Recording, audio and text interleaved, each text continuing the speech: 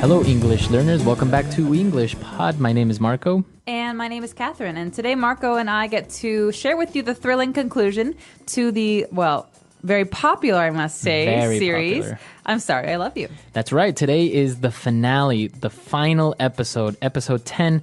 This is where it all ends. So what do you think is going to happen? If I guess, you're just going to get angry at me because I actually know how it ends. But let's just say I hope that it ends well for our protagonists. There was a lot of controversy around it because, I wanted to know if people wanted a happy ending, a sad ending, unexpected.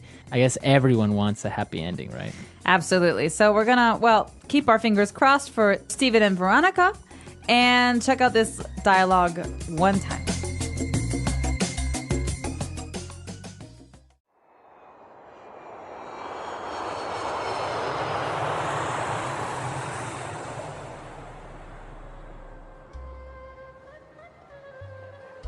Steven, good to see you, brother. How are you?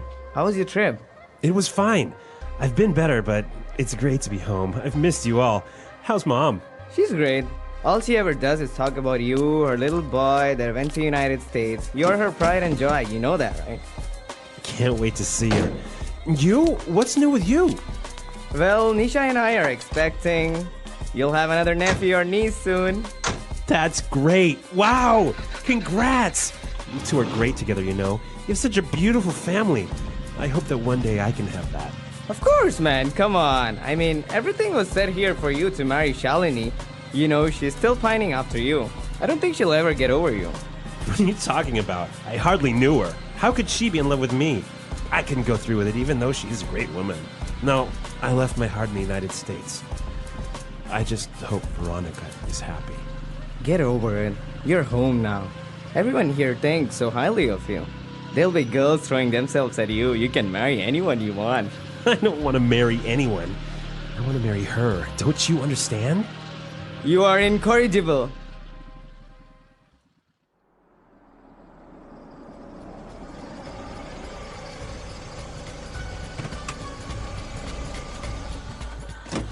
Steven, my baby, how are you? I miss you so much. Hey, Mom. Great to see you. You look so thin. Didn't those Americans feed you? Come, let's have some Thai. By the way, there is a girl here waiting for you. Hi, Steven. Veronica, how did you get here? How do you know where I live? I waited for you at the airport, but you never showed. I also have some little secrets that I haven't told you about, but we can discuss that later. I realized that I was just scared of how much I love you and of the commitment that marriage requires. I'm here now. Now, there's something I want to ask you. Steven, will you marry me? I now declare you husband and wife. You may kiss the bride. All right, so they got married. Oh, you got married. We got married. I got married. Yeah. Wow, I should have called my mom. And No, not that's only great. did you get married, but you got married Bollywood style with like Bollywood. music and everything nice. And those huh? weddings are like 4 days long. I hope you enjoyed the finale of this story. Absolutely. I was glad to see that it was a happy ending. I have to say, if it had been a sad ending, I would have been a little bit disappointed because, Veronica and I, You get along. we get along. All right. So apart from this happy ending and this happy finale that we had, we did look at a lot of great words and phrases. So why don't we start now with language takeaway? Language takeaway. So the first couple of phrases I want to talk about here have to do with maybe catching up and talking about family or Right. gossip, because we're talking to A family member. Steven's Indian family who he Right. hasn't seen for a long, long time. Mm-hmm. And the first thing he's talking to his brother about his brother and his wife. So Gulam and Nisha are expecting, we find out. Right, they're expecting. So if Gulam and Nisha are expecting, what does that mean exactly? They're expecting a letter. Expecting a baby, maybe? Aha, yeah. So here we go. I'm expecting is a very common English way of saying I'm going to have a baby. I'm pregnant. All right. So don't get this confused. If somebody says, oh, well, I'm expecting, you don't have to say expecting what?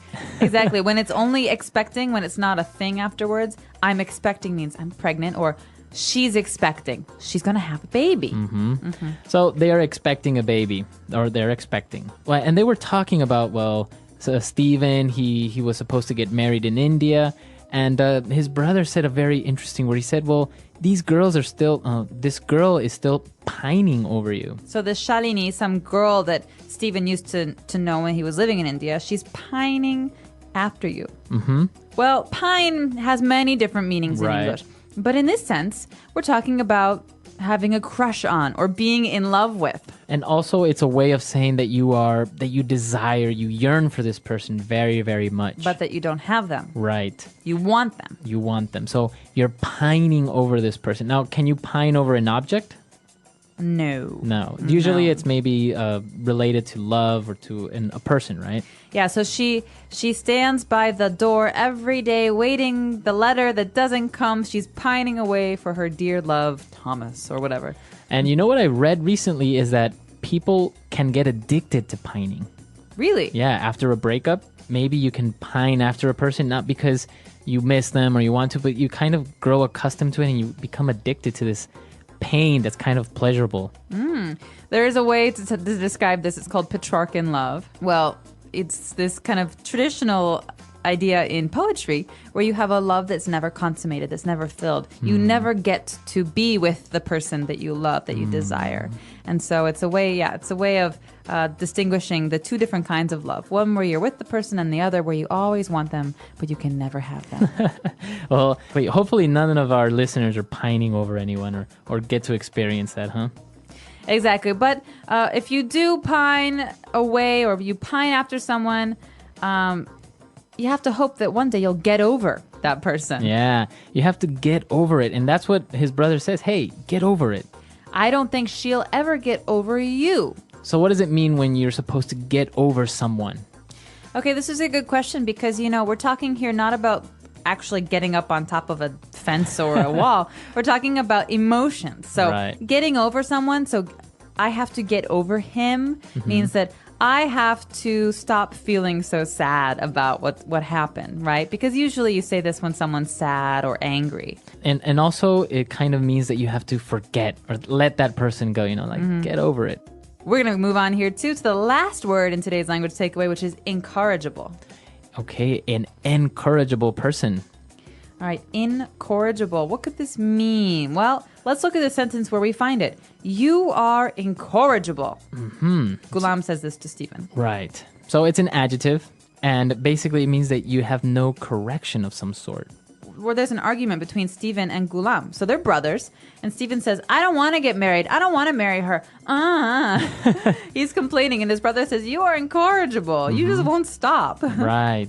So someone's feelings, their emotions, their ideas about something, they just can't be changed or altered. They're fixed. This guy, he's like, I'm not going to get married. And his brother says, you're incorrigible. I just can't change your mind. It's kind of like being stubborn. Yeah, exactly. And we hear this phrase a lot together. So you're incorrigible, right? So this is often just kind of it's not an insult, but it's a way for us to kind of be sarcastic or to make fun of someone. You're incorrigible, Marco. Usually you say it when you're loud, you're being nice. All right. Okay, cool. So 5 great words in language takeaway today. And well, before we move on and listen to the dialogue again, why don't we take a look at Fluency Builder? Fluency Builder. All right, this first phrase is something that parents often use, and grandparents as well, because obviously parents and grandparents, they're very proud of their children, their grandchildren. So they describe something as being their pride and joy. My pride and joy. So it's usually a person that's your pride and joy? It could be a thing too. It could be a thing. His Porsche Boxster is his pride and joy. He goes out every morning and he washes it. He changes the oil. He checks the gas. He checks the tires. So it's his pride and joy. All right. It's his most valued possession. So it always goes together, right? My pride and joy. Pride and joy. Yeah, just think of it as a phrase, pride and joy. All right. So, I'm my mother's pride and joy.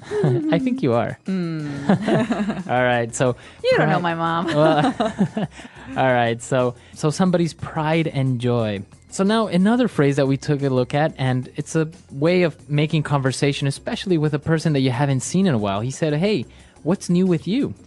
What's new with you? What's new with you? All right, so this might sound a little strange because normally we say, how have you been? It's been a long time. How are you? But this is like, it's a fluency builder phrase. So it's very colloquial, it's very spoken language. So this you hear often between friends or family members. Hey, Marco, what's new with you? So how do you, I would answer this by saying, oh, well, not much, or I just bought a new house. So basically you're asking for news from a person. I haven't seen you in a long time. You look happy and healthy. So what's new with you? Oh, I got married. I got a new car. These things that you can say, these are changes in my life. All right. And usually after somebody asks you what's new with you, you say something, and then you usually would follow up and ask that person as well, right? What's new and what's new with you? Exactly. So, I got a new house, got a new job. What's new with you? Yeah. Or what about you? What about you? So it's a nice, very relaxed, informal way of asking someone for news in their life. Perfect. All right. What's new with you? What else? Now, he was supposed to get married, right? Right. So this is news. He was supposed to get married. He didn't get married. What's going on? His brother, his mother, they all want to know what's going on. And we find out that wedding, that girl, he just couldn't go through with it. So I couldn't go through with it. Okay, this past tense. So he's saying, before I came to India with this girl, I couldn't go through with it. So present would be I can't go through with it. And going through with what here? We've got it. This kind of magical, strange word, it. What could this be? So basically what he's saying is that he couldn't complete or maybe finish something that he started, right? So in this case, we're talking about marriage. A relationship. Or marriage. Yeah, a relationship. So maybe we loved each other, but I couldn't go through with it. I couldn't go to the finish line. Right. I couldn't get married. You see that a lot when maybe in movies, two people are supposed to get married. They're at the altar, and all of a sudden the bride says, I can't, or she goes away crying. I can't go through with this. Exactly, right? So because she loves somebody else, so can't go through with it. Great. So really good phrase. I can't go through with it. He couldn't go through with it. And we find out that, well, not such a bad thing. Steven, he's very popular in India. The girls love him. We've got a great phrase for describing having lots of girls who love you. Right, he says that there will be girls throwing themselves at you. Literally, like, ow, that might I can't hurt. imagine that, like just somebody throwing themselves at you. No, it's not literal. It's basically saying girls are very interested in you. Girls are so interested in you that they'll be chasing you almost. All right, so many girls, they will follow you. They want to be in a relationship with you. They like you. So he's saying, listen, there are other girls. Don't worry. Right. Girls here, they love you. And it doesn't only work with girls, right? I can say there'll be boys throwing themselves at you. Right. So this is something we say about both genders, boys and girls. You could say, "Oh God, all the boys were throwing themselves at her. I'm so jealous." Right. So, but it's only basically in a loving way, right? It can't be anything else, like somebody's chasing you for other reasons. No, this is saying that they have crushes, they have feelings, they want to be romantic. It's not like it's not a bad thing, but sometimes it's too much attention, so it can be kind of negative. Yeah. All right. Well, interesting phrases on Fluency Builder today. I think it's time for us to listen to this dialogue for one last time. Get up and dance. Yeah, get up and dance, and we'll be back in a little bit.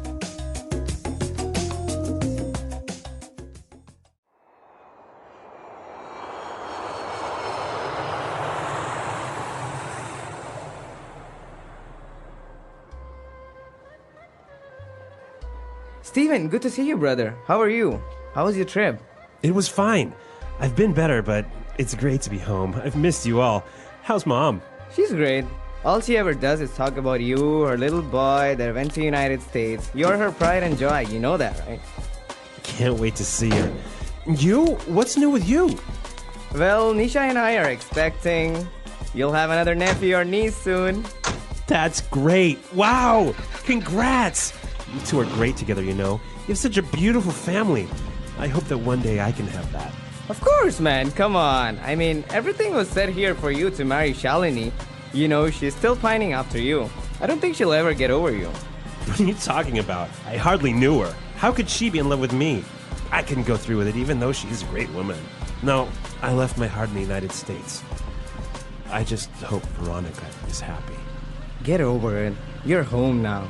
Everyone here thinks so highly of you. There'll be girls throwing themselves at you. You can marry anyone you want. I don't want to marry anyone. I want to marry her. Don't you understand? You are incorrigible.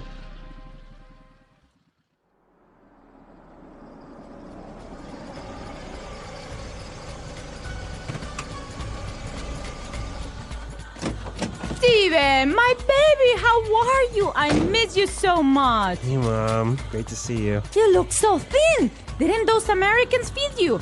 Come, let's have some Thai. By the way, there is a girl here waiting for you. Hi, Stephen. Veronica, how did you get here? How do you know where I live? I waited for you at the airport, but you never showed. I also have some little secrets that I haven't told you about, but we can discuss that later. I realized that I was just scared of how much I love you and of the commitment that marriage requires. I'm here now. Now, there's something I want to ask you. Stephen, will you marry me? I now declare you husband and wife. You may. All right, so it's over. Ah, sad. 10. Sad but sweet. Sad but sweet, huh? 10. Well, we went from them meeting casually by a bike accident. Yeah, we had nice music. Then That it was so turned out romantic. that she was angry. They kind of broke up. They got back together. He was being strained with all of these secret trips to save people. Mm-hmm. It was interesting. We went a lot of different ways. People. She was pregnant. She wasn't really pregnant. The She had doctor a was stalking her. stalker. He's Yeah. in the Secret Service. It was an interesting ride. Very interesting. But Well, now we need to think of a new drama, a new soap opera or novel. So we need your input. maybe we should open it up. What did you like? What didn't you like? And what kind of genre are you interested in? Because, there's tons of different kinds of stories we could tell. Right. Maybe we can do something scary like a thriller or horror. I'm a big fan of sci-fi. Or sci-fi. Maybe we can do something sci-fi. Maybe we can do a comedy, something maybe like Friends. I don't know. That'd be kind of cute. Yeah, it could be. All right, so listeners, why don't you give us your input? We need your feedback. Tell us what series you would like next. What type of series? Maybe, like we said, drama, sci-fi, action. What would you like? And please get in touch with us. Leave comments and questions at our website, englishpod.com. We like to check those and answer you. So, get in touch with us and have a great day. All right, we'll see you guys there. Bye.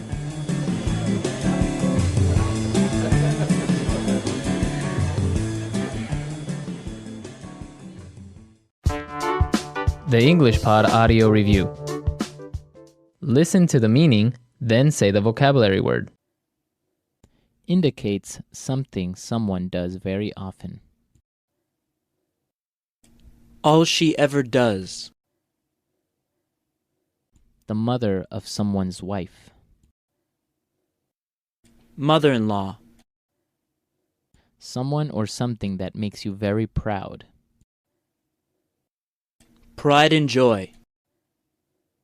To run away with a lover, especially with the intention of getting married. Elope. To want or desire something or someone very much. Pine. A marriage arranged by someone other than the person's getting married. Arranged marriage. To do, something that you have thought or talked about. Go through with. Money or property brought by a bride to her husband at marriage. Dowry. Not able to be corrected or changed. Incorrigible. A marriage partner, a husband or wife. Spouse. Let's try that faster. A marriage arranged by someone other than the person's getting married. Arranged marriage. The mother of someone's wife. Mother-in-law. Money or property brought by a bride to her husband at marriage. Dowry. To do, something that you have thought or talked about. Go through with. To run away with a lover, especially with the intention of getting married. Elope. Indicates something someone does very often. All she ever does. To want or desire something or someone very much. Pine. Not able to be corrected or changed. Incorrigible. Someone or something that makes you very proud. Pride and joy. A marriage partner, a husband or wife. Spouse. Now say the word and hear it in a sentence. All she ever does.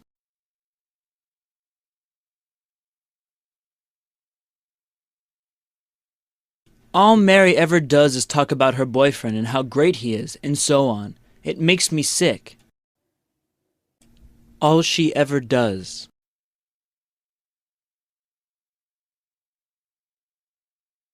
What do you mean you're tired? All you ever do is sit here and watch TV. All she ever does.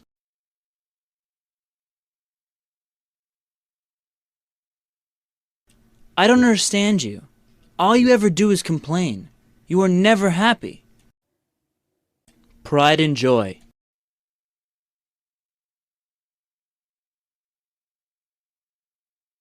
Jack's new car is his pride and joy. He washes it every weekend. Pride and joy.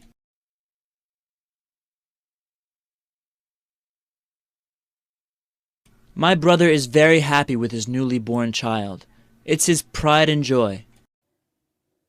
Pride and joy.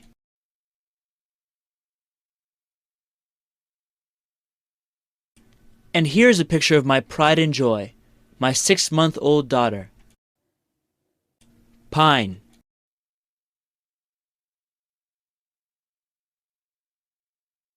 Victoria has been pining over her boyfriend since he left for France.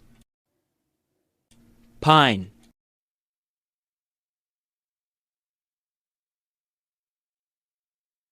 It's so hard to quit smoking. I've been pining for a cigarette all day. Pine.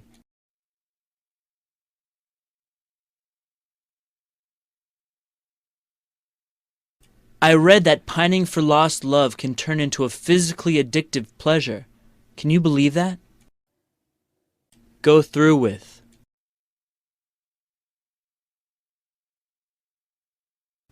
I don't know if I can go through with this deal.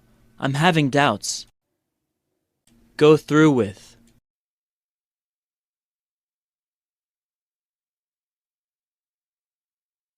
Molly was supposed to get married last weekend, but she couldn't go through with it, so the wedding was canceled. Go through with. I committed to this project, and now I have to go through with it. Incorrigible.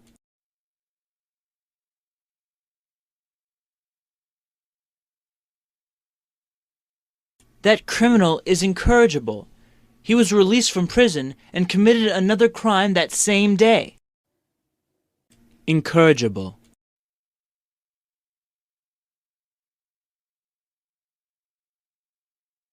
We live in an incorrigible country that will continue to make the same mistakes over and over again.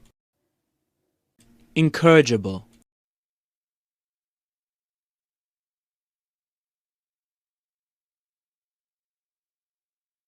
We have to find a new home for our dog since he is simply incorrigible. Today he chewed and destroyed all of my shoes.